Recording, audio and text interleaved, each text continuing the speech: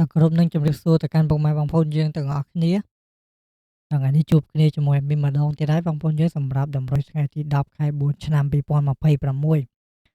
ហើយសម្រាប់ថ្ងៃនេះដែរគឺ Admin មានលេខល្អៗស្អាតៗយកមកចែកជូនបងប្អូនយើងលេងកម្សាន្តបន្តទៀតហើយក៏តែមុននឹងចូលទៅកាន់តម្រុយ Admin ក៏សូមពឹងបងប្អូនយើងមួយសូមជួយចុចជាវនិងចុចឲ្យមេដៃមកកាន់ការផ្ដល់តម្រុយឆ្នោតរបស់ Admin ម្នាក់មួយផងបងប្អូន ឥ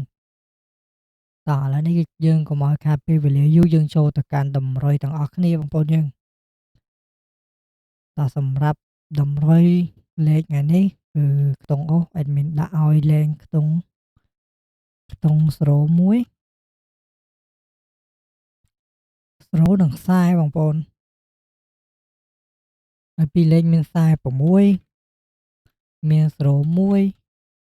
មាន96និង56ហើយសម្រាប់3លេខមាន4 446 267បងប្អូនយើងនេះគឺជាតម្រុយសម្រាប់ថ្ងៃទី10នេះហើយជាចុងក្រោយមានក៏សូមជូនពរបងប្អូនយើងហេងៗទាំងអស់គ្នា Admin សូមជម្រាបលា